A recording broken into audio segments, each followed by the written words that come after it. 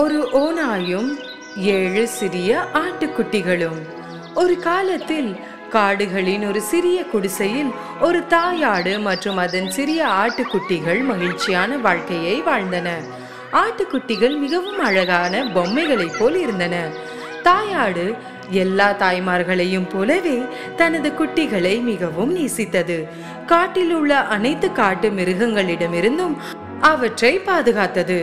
ஒரு நாள் காட்டில் உணவை கண்டுபிடிப்பதற்காக வீட்டை விட்டு வெளியேறுவதற்கு முன்பு அது தனது ஆட்டுக்குட்டிகளை அழைத்தது.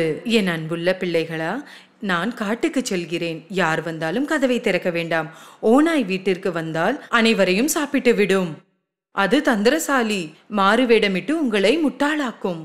நாங்கள் அதை எவ்வாறு அடையாளம் காண்போம்? ஓநாய்க்கு கணீர் குரல் உள்ளது. என் மகன்களுக்கு இனிமையான குரல். ஆகவே அதன் கடினமான குரலை நீங்கள் அடையாளம் காணலாம். தாயாடு வெளியேறும் போது ஒன்றை நினைத்து தன் ஆட்டுக்குட்டிகள் பக்கம் திரும்பியது. இன்னொரு விஷயம், ஓநாயின் கால்கள் கருப்பு, என்னுடையது வெண்மையானது. கால்களிலிருந்து நீங்கள் அடையாளம் காணலாம். கவலைப்படாதீர்கள் அம்மா, பாதுகாத்துக் கொள்ளுவோம். நீங்கள் எங்களை நம்பலாம். தாயாடு தனது ஆட்டுக்குட்டிகளுக்கு ஒவ்வொன்றாக முத்தமிட்டு காடுகளுக்கு சென்றது. ஓநாய் தூரத்தில் இருந்து அவர்களை பார்த்து கொண்டிருந்தது. தாயாடு வெளியேறுவதை கண்டதும் சிறிது நேரம் காத்திருந்தது. பின்னர் குடிசைக்கு முன்னால் வந்து கதவை தட்டியது.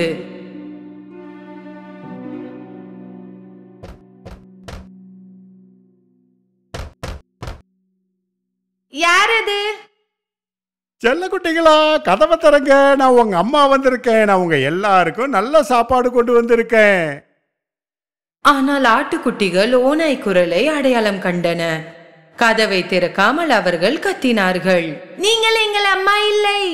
அவளுடைய குரல் இனிமையானது. நீங்கள் எங்களை முட்டாளாக்க முடியாது. ஆட்டுக்குட்டிகளை முட்டாளாக்க முடியாததால் ஓநாய் மிகவும் கோபமடைந்தது. எனவே அது கடைக்கு சென்று ஒரு பெரிய சுண்ணாம்பு கட்டியை வாங்கி சாப்பிட்டது. இப்போது அதன் குரல் மிகவும் மென்மையாக ஒலித்தது. எனவே அது மீண்டும் குடிசைக்கு சென்று கதவை தட்டியது. இந்த முறை ஓநாய் மென்மையான குரலுடன் பேசத் தொடங்கியது. செல்ல குட்டிகளா, கதவை திறங்க. நான் தான் உங்க அம்மா வந்திருக்கேன். உங்க எல்லாருக்கும் நல்ல சாப்பாடை நான் கொண்டு வந்திருக்கேன். ஓநாயின் மென்மையான குரலை கேட்டு ஆட்டுக்குட்டிகள் அது உண்மையில் தங்கள் தாய் என்று நினைத்தன. அவர்கள் கதவை திறக்கவிருந்த போது அவர்களில் ஒன்று கத்தியது. காத்திருங்கள், நாம் கதவின் அடியில் இருந்து கால்களை பார்க்க வேண்டும். ஆட்டுக்குட்டிகள் கதவின் அடியில் இருந்து பார்த்தபோது ஓநாயின் கருப்பு கால்களை கண்டன. எனவே கதவை திறக்காமல் மீண்டும் கத்தின. நாங்கள் கதவை திறக்க மாட்டோம். எங்கள் தாயின் கால்கள் கருப்பு இல்லை, அவை வெள்ளை. நீங்கள் ஒரு ஓநாய். கோபமடைந்த ஓநாய் வெளியேறியது. இந்த முறை அது பேக்கரிக்கு சென்று பேக்கர் அவருக்கு முன்னால் ஓநாயை பார்த்தபோது மிகவும் அதிர்ச்சி அடைந்தார். நான் சைவ உணவு சாப்பிட்றவேன், அதனால பேசி தான் சாப்பிட முடியும். எனக்கு கொஞ்சம் மாவு கொடுக்கிறீங்களா தயவு செய்து? ஓநாய் பேக்கரியில் இருந்து ஒரு சிறிய சாக்கு மாவுடன் வெளியே வந்தது. குடிசை அருகே வந்ததும் சாக்கை திறந்து மாவு முழுவதையும் காலில் போட்டது. இப்போது அதன் கால்கள் அனைத்தும் வெண்மையாக இருந்தன. ஓநாய் 3வது முறையாக கதவை தட்டியது. செல்ல குட்டிகளா, கதவை திறங்க. நான் உங்க அம்மா வந்திருக்கேன். உங்க எல்லாருக்கும் நல்ல சாப்பாடை கொண்டு வந்திருக்கேன். முதலில் உங்கள் கால்களை காட்டுங்கள், அப்போதுதான் நாங்கள் நம்புவோம். ஓநாய் தனது கால்களை மாவுடன் காட்டியது. ஆட்டுக்குட்டிகள் வெள்ளை கால்களை கண்டதும் அது தங்கள் தாய் என்று நம்பி கதவை திறந்தார்கள். அவர்கள் என்ன பார்த்தார்கள்? ஓநாய் அவர்களுக்கு முன்னால் அங்கேயே நின்று கொண்டிருந்தது. சிறிய ஆடுகளுக்கு என்ன செய்வது என்று தெரியவில்லை. அவர்கள் கத்தி ஓட ஆரம்பித்தார்கள்.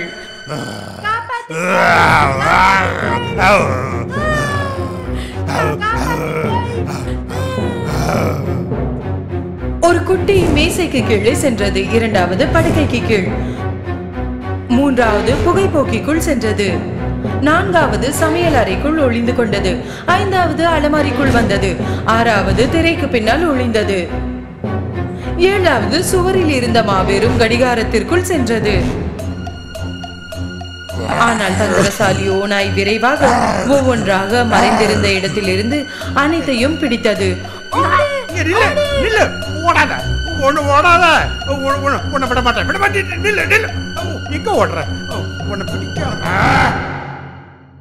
கடிகாரத்தில் மறைந்திருந்த ஒரு ஆட்டுக்குட்டியை அதால் கண்டுபிடிக்க முடியவில்லை.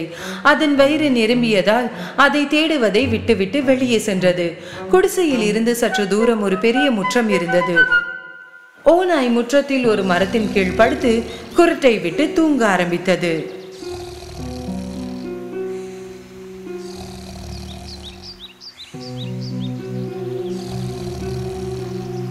சிறிது நேரத்திற்கு பிறகு தாயாடு வீடு திரும்பியது. கதவை திறந்து பார்க்கும்போது ஏதோ மோசமான சம்பவம் நடந்ததை அறிந்து கத்த ஆரம்பித்தது.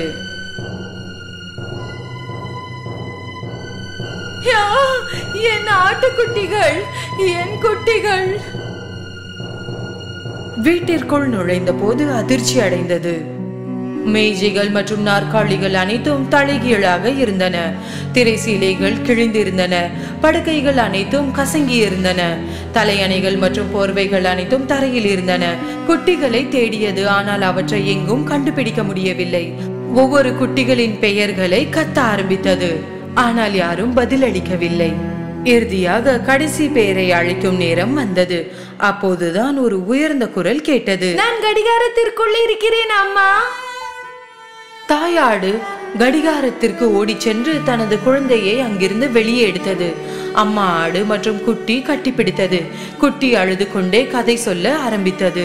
ஓநாய் மாறுவிடத்தில் வந்தது. அது நீங்கள் தான் என்று நினைத்து நாங்கள் கதவை திறந்தோம். அது அனைத்தையும் சாப்பிட்டு விட்டது.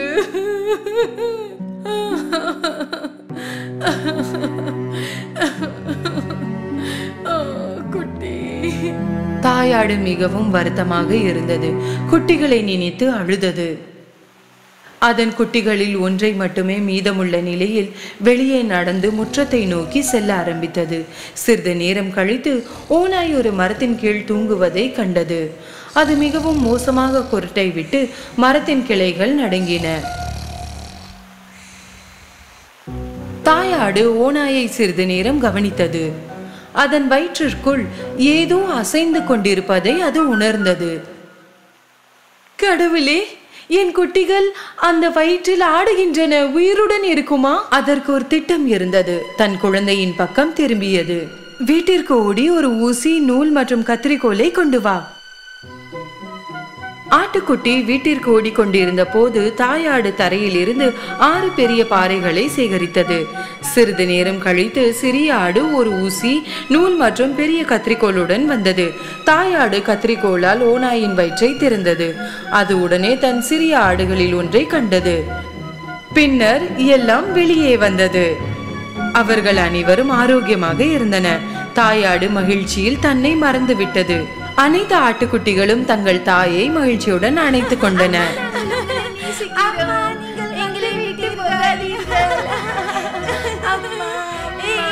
அவர்கள் அனைவரும் மகிழ்ச்சியானார்கள். என் குட்டிகளா, நீங்கள் பாதுகாப்பாக இருக்கிறீர்கள். தாயாடு தான் சேகரித்த பாறைகளை ஓநாய்க்கு உள்ளே கவனமாக வைத்தது. பின்னர் அதன் வயிற்றை ஊசி மற்றும் நூலால் தைத்தது. ஓநாய் மிகவும் ஆழமாக தூங்கிக் கொண்டிருந்தது. அதனால் எதுவும் உணரவில்லை மற்றும் நகரவில்லை. தாயாடு மற்றும் குட்டி ஆடுகள் விரைவாக தப்பித்து சென்றன. ஓநாய் விழித்து எழுந்து நின்றது. அதன் வயிறு மிகவும் மோசமாக வலித்தது. பல ஆடுகளை சாப்பிட்டதால் தான் வலிக்கிறது என்று நினைத்தது. அதன் வயிற்றில் பாறைகள் நிறைந்திருந்ததால் அதற்கு தாகம் எடுத்தது. கொஞ்சம் தண்ணீர் குடிக்க ஆற்றின் அருகில் வந்தது. ஆனால் அது நடந்து கொண்டிருந்த போது பாறைகள் ஒன்றிற்கு ஒன்று இடித்து கொண்டன. என் வயிறு ரொம்ப கனமா நிறைஞ்சு போயிருக்கு. நான் சாப்பிட்ட ஆடுகள் எல்லாம் கல்லா மாறின மாதிரி இருக்கு. மண்டியிட்டு சிறிது தண்ணீர் குடிக்க விரும்பியது. பாறைகள் மிகவும் கனமாக இருந்ததால் தனது சமநிலையை இழந்து தண்ணீருக்குள் நழுவி அது விழுந்தது.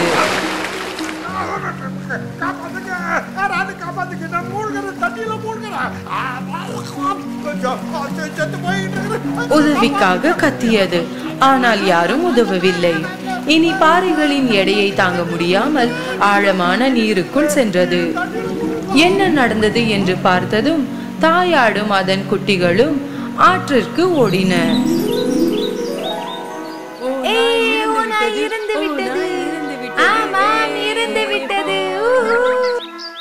அவர்கள் அனைவரும் நடனமாட ஆரம்பித்தனர்.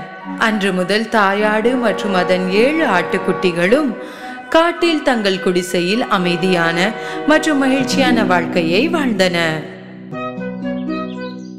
ஒருமுறை ஒரு வயதான ஒரு தம்பதியினர் வனத்திற்கு அருகே ஒரு சிறிய குடிசையில் வாழ்ந்தார்கள். அவர்கள் மகிழ்ச்சியாக மற்றும் அமைதியாக வாழ்ந்தனர். அவர்களது ஒரே வருத்தம் ஒரு குழந்தை இல்லாது என்பதுதான். ஒரு நாள் அந்த பாட்டி மாவை பிசைந்து கொண்டிருக்கும் போது அந்த தாத்தா உள்ளே வருகிறார். அன்பே, இன்று என்ன சமைக்கிறாய்? என் அன்பான கணவரே, ஜிஞ்சர் பிரெட் மேன் செய்து கொண்டிருக்கிறேன். பாட்டி மாவை பிசைந்த பின்னர் ஜிஞ்சர் பிரெட் மேன் வடிவத்தை வெட்டினாள். அதை அடுப்பில் போட்ட பிறகு ஜிஞ்சர் பிரெட் மேன் வேக அவள் காத்து கொண்டிருந்தாள். அது வெந்த மனம் சமையல் அறையில் நிறைந்தவுடனே பாட்டி கையுறைகளை அணிந்து அடுப்பில் இருந்த ஜிஞ்சர் பிரெட் மேனை வெளியே எடுத்தாள். இப்போது அதை அலங்கரிக்கும் நேரம். அவள் உலர்ந்த திராட்சையால் கண்களையும் மிட்டாயால் மூக்கையும் செய்தாள். பிறகு கிரீமால் அதன் முடி மற்றும் ஆடையை செய்தாள். அதன் பிறகு செரி பழங்களை உபயோகப்படுத்தி பட்டனை செய்தாள். அவள் உருவாக்கிய கலையை பார்த்து கூறினாள், எனது ஜிஞ்சர் பிரெட் மேன் அழகாக தோன்றுகிறது, ஏதோ குறைகிறதே. அந்த பாட்டி அதன் முகத்தை பார்த்து கூறினாள், ஓ, இதன் வாய், நான் இதன் வாய் செய்ய மறந்துவிட்டேன். பாட்டி கிரீமால் ஜிஞ்சர் பிரெட் மேனின் வாயை வரைந்தாள். இப்போது நீ முழுமையான ஜிஞ்சர் பிரெட் மேனாக ஆகிவிட்டாய். அப்போது எதிர்பாராத ஒன்று நடந்தது. ஆனால் உன்னால் எப்படி பேச முடிகிறது? திடீரென்று ஜிஞ்சர் பிரெட் மேன் எழுந்து நின்று ஓட ஆரம்பித்தது. என்னாலையும் ஓட முடியும். அந்த ஜிஞ்சர் பிரெட் மேன் சமையல் திட்டில் இருந்து குதித்து நாற்காலியில் சென்று தரையை அடைந்தது. பிறகு சமையல் அறையில் இருந்து தோட்டத்திற்கு ஓடியது. திரும்பி வா, திரும்பி வா, பாட்டி கத்தினாள். அப்போது அந்த ஜிஞ்சர் பிரெட் மேன் ஓடிக்கொண்டே பேசியது. ஓடு ஓடு, உன்னால் முடிந்தவரை வேகமாக ஓடு, யாராலும் பிடிக்க முடியாது, ஏனென்றால் நான் தான் ஜிஞ்சர் பிரெட் மேன். அந்த பாட்டி வெளியே வந்து தோட்டத்தில் ஜிஞ்சர் பிரெட் மேனுக்கு பின்னால் ஓடினாள். தாத்தா தனது மனைவி ஓடியதை பார்த்து கத்தி கூப்பிட்டார். எங்க ஓடுகிறாய்? ஓடிக்கொண்டே பாட்டி கணவருக்கு பதிலளித்தாள். எனது ஜிஞ்சர் பிரெட் மேன் ஓடிவிட்டது, நான் அதை பிடிக்க முயற்சி செய்கிறேன். தாத்தா அசந்து போய் நின்றார். பிறகு அந்த பாட்டி ஜிஞ்சர் பிரெட் மேனை பின்தொடர்ந்து ஓடினாள். ஆனால் ஜிஞ்சர் பிரெட் மேன் வேகமாக இருந்ததால் பாட்டியால் பிடிக்க முடியவில்லை. சிறிது நேரம் கழித்து அந்த ஜிஞ்சர் பிரெட் மேன் பண்ணையை அடைந்தது.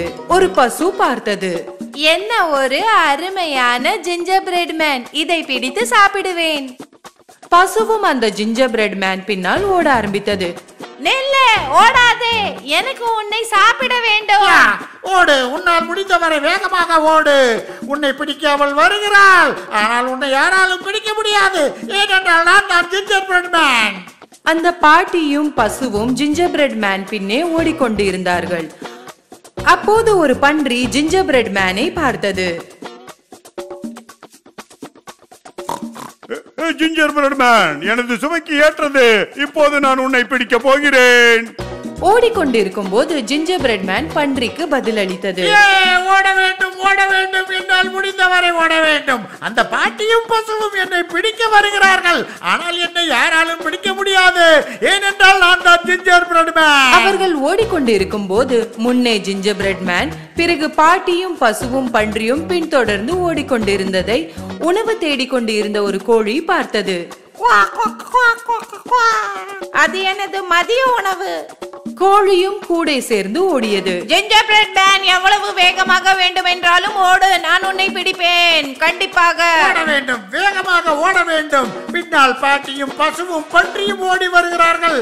அவர்களால் என்னை பிடிக்க முடியாது. யார் வேண்டுமானாலும் வரட்டும், என்னை பிடிக்க முடியாது. ஏனென்றால் நான் ஒரு ginger bread man. Ginger bread man முன்னேவும் அதற்கு பின்னே பாட்டி, பசு மற்றும் பன்றி மற்றும் கோழி ஓடிக்கொண்டு இருந்தன. ஆனால் ஜிஞ்சர் பிரெட் மேன் தான் எல்லோரையும் விடவும் மிகவும் வேகமாக ஓடிக்கொண்டு இருந்தது. ஜிஞ்சர் பிரெட் மேன் மகிழ்ச்சியாக இருந்தது. தன்னை பற்றி பெருமையாக நினைத்தது. நான் தான் இந்த உலகிலேயே மிகவும் புத்திசாலியான வேகமான ஜிஞ்சர் பிரெட் மேன். ஆமாம், அது நான் தான். என்னை யாராலும் பிடிக்க முடியாது, ஏனென்றால் நான் தான் ஜிஞ்சர் பிரெட் மேன். விரைவிலேயே கடக்க வேண்டிய ஒரு ஆறை ஜிஞ்சர் பிரெட் மேன் பார்த்தது. அது நின்று விட்டது. ஏனென்றால் அது தண்ணீரில் கரைந்து விடும் என்பது அதற்கு தெரியும். இப்போது நான் என்ன செய்வது? அந்த பாட்டி, பசு, பன்றி மற்றும் கோழி நெருங்கியது. அப்போது திடீரென்று மரத்திற்கு பின்னால் இருந்த ஒரு நரி வந்தது. எனக்கு நீச்சல் தெரியும், வேண்டுமானால் நான் உனக்கு உதவி செய்கிறேன். ஜிஞ்சர் பிரெட் மேன் கொஞ்சம் யோசித்தது. ஒருவேளை நீ என்னை சாப்பிட்டு விட்டால்? அந்த கவலை உனக்கு வேண்டாம், நான் உன்னை சாப்பிட மாட்டேன். நீ ஆற்றை கடப்பதற்கு உதவி செய்ய வேண்டும் என்று நினைக்கிறேன். ஜிஞ்சர் பிரெட் மேன் அந்த நரி பேச்சை கேட்டு அதன் வாலில் ஏறிக்கொண்டது. அதை இறுக்கமாக பிடித்து கொண்டது. நரி ஆற்றில் குதித்து நீந்த தொடங்கியது. இதற்கு இடையில் அந்த பாட்டி, பசு, பன்றி மற்றும் கோழி ஆற்று அருகில் வந்தன மற்றும் ஜிஞ்சர் பிரெட் மேன் ஆற்றை கடப்பதை கண்டன. சோகமாக எதுவும் செய்ய முடியாது என்பதை நினைத்து வருத்தம் அடைந்தன. ஆறு ஆழமாக தொடங்கியது. தண்ணீர் மேலே வர தொடங்கியது. நரியே, உன் வாளை மேலே தூக்கு, நான் தண்ணீரில் நனைகிறேன். என் முதுகில் ஏறிக்கொள், உனக்கு பாதுகாப்பாக இருக்கும். அந்த ஜிஞ்சர் பிரெட் மேன் நரியின் முதுகில் குதித்தது. அவர்கள் சிறிது தூரம் நீந்தினர்.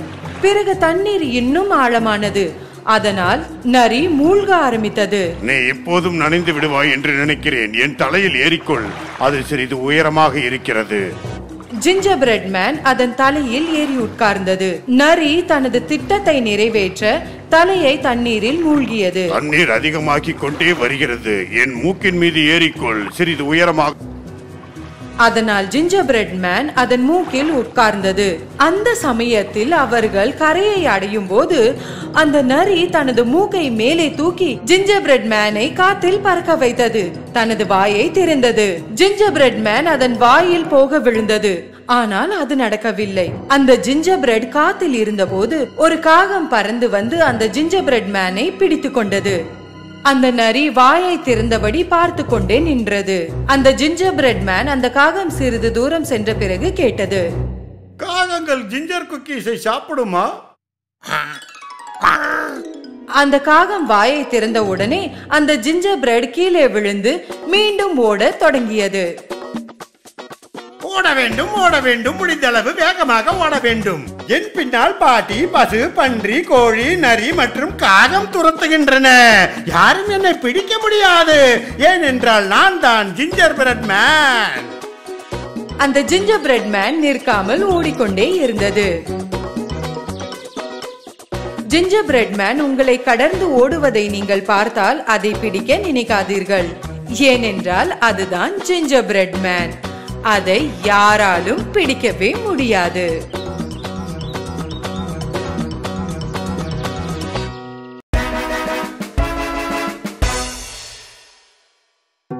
ஒரு காலத்தில் 12 அழகான மகள்களை கொண்ட ஒரு அரசர் வாழ்ந்தார்.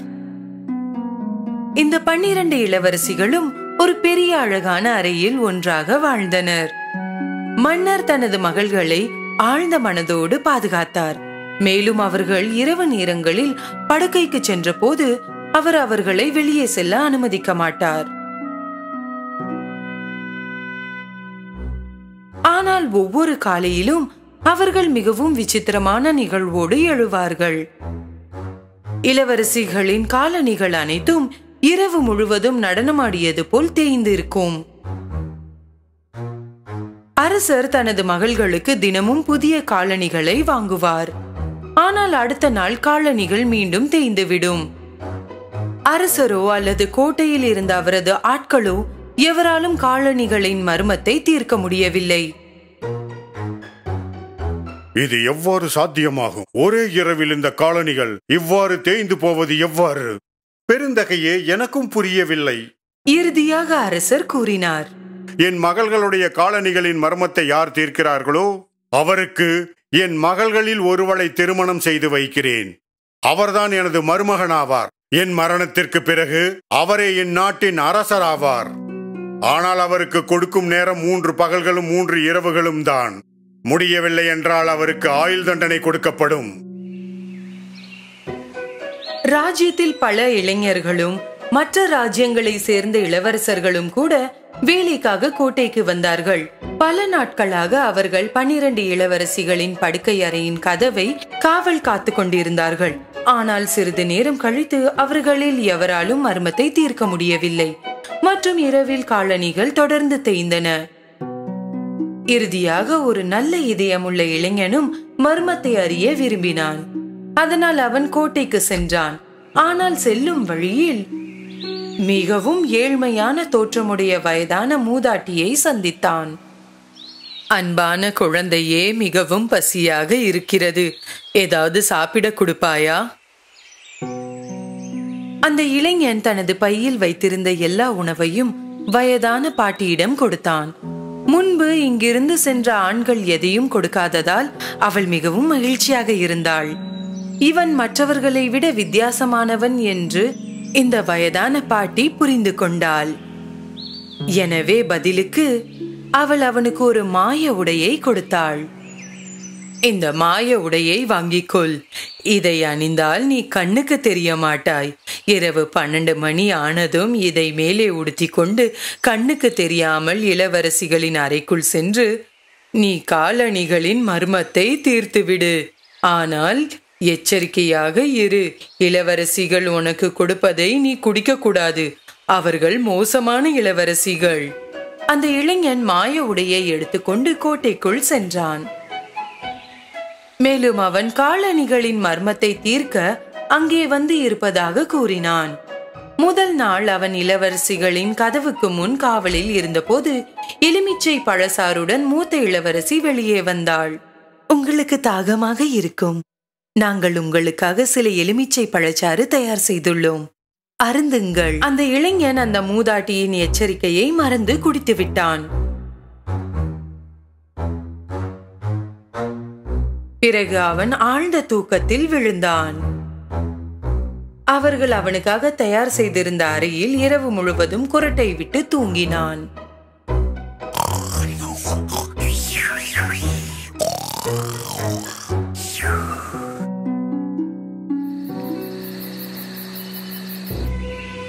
விடிந்தவுடன் அந்த இளைஞன் பீதியில் எழுந்து நின்றான். நான் மாய ஆடை அணிந்து இளவரசியின் அறைக்கு செல்ல வேண்டியிருந்ததே. இரண்டாவது இரவில் அந்த இளைஞன் மீண்டும் இளவரசிகளின் அறைக்கு முன்னால் காவலில் நின்றான். இந்த முறை மற்றொரு இளவரசி கையில் பழச்சாறுடன் வெளியே வந்தாள். இளைஞன் இரவு நேரத்திற்காக காத்து கொண்டிருந்ததால் தாகமாக இருந்தான். யோசிக்காமல் அவனுக்கு வழங்கப்பட்ட அனைத்து சாறுகளையும் குடித்தான். அவன் மீண்டும் ஒரு முறை ஆழ்ந்த உறக்கத்திற்கு சென்றான். மறுநாள் காலையில் அவன் எழுந்தபோது அந்த வயதான மூதாட்டி வார்த்தைகள் நினைவுக்கு வந்தன. ஆனால் எச்சரிக்கையாக இரு. இளவரசிகள் உனக்கு கொடுப்பதை குடிக்க கூடாது. நான் குடித்த பானத்தில் இளவரசிகள் தூக்க மருந்து கலந்திருப்பார்கள். அந்த நேரத்தில் அரசர் அவனுக்கு அருகில் வந்தார். 2 நாட்கள் முடிந்துவிட்டன. இன்னும் முன்னால் அந்த காலணிகளின் மர்மத்தை தீர்க்க முடியவில்லை. என்றும் முன்னால் தீர்க்க முடியவில்லை என்றால் உன் வாழ்நாள் முழுவதும் சிறையில் கழிக்க வேண்டியதுதான். அரசர் தனது பேச்சை முடித்துவிட்டு சென்று விட்டார். இந்த மர்மத்தை அந்த இளைஞன் இன்று தீர்க்க வேண்டியிருந்தது. அன்று இரவு கடைசியாக அந்த இளைஞன் இளவரசிகளின் கதவின் முன் காவலில் நின்றான். இந்த முறை இளைய இளவரசி கையில் ஆரஞ்சு பழச்சாறு கொண்டு வெளியே வந்தாள். ஆனால் இந்த இளைஞன் இப்போது அறிந்திருந்தான். அவன் அதை வாங்கிக் கொண்டு இளவரசிக்கு நன்றி சொன்னான். இளவரசி சென்ற பிறகு ஆரஞ்சு சாற்றை அருகில் இருந்த ஒரு பூத்தொட்டியில் ஊற்றினான். இந்த முறை அவன் தூங்காமல் நின்று கொண்டிருந்தான்.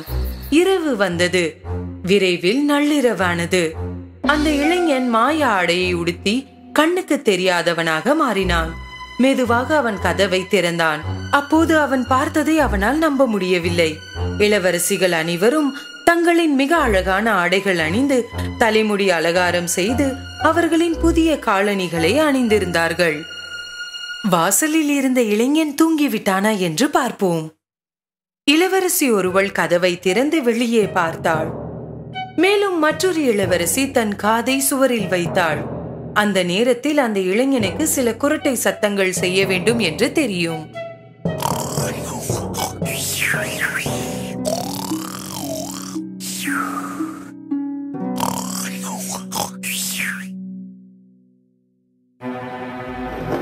இளைஞன் தூங்குகிறான் என்று உறுதியாக அறிந்த பிறகு மூத்த இளவரசி தனது படுக்கையை ஒரு புறம் தள்ளி 3 முறை தட்டினாள்.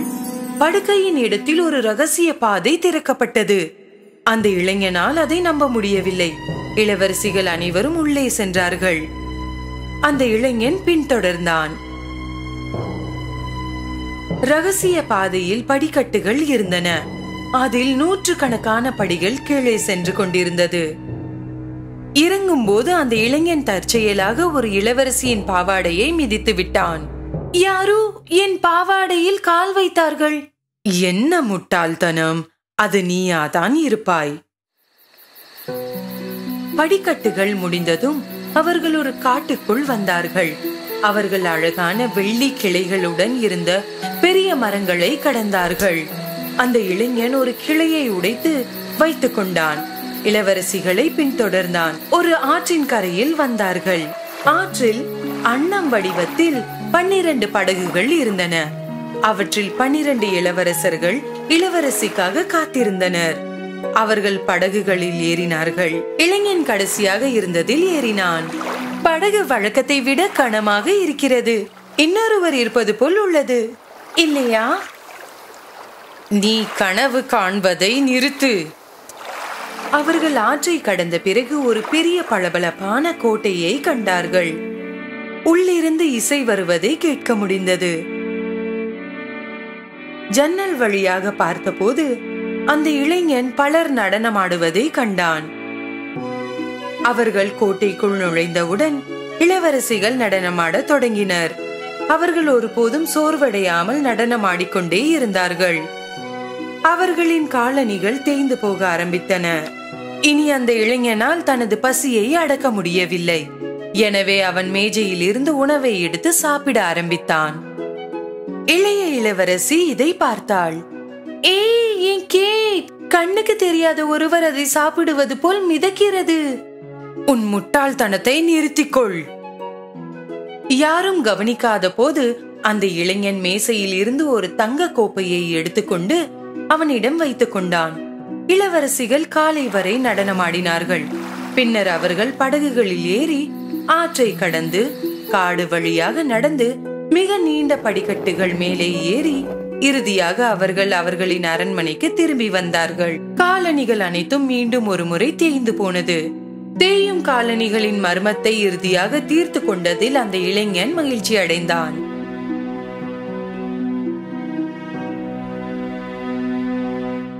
சிறிது நேரம் கழித்து அரசர் அந்த இளைஞனிடம் வந்தார். உனக்கு கொடுத்த கெடு முடிந்து விட்டது. இன்னும் முன்னால் ரகசியத்தை கண்டுபிடிக்க முடியவில்லை. கண்டுபிடித்து விட்டேன் அரசே. அதன் பிறகு அவன் எல்லாவற்றையும் அவரிடம் சொன்னான். அரசர் முதலில் அவனை நம்பவில்லை.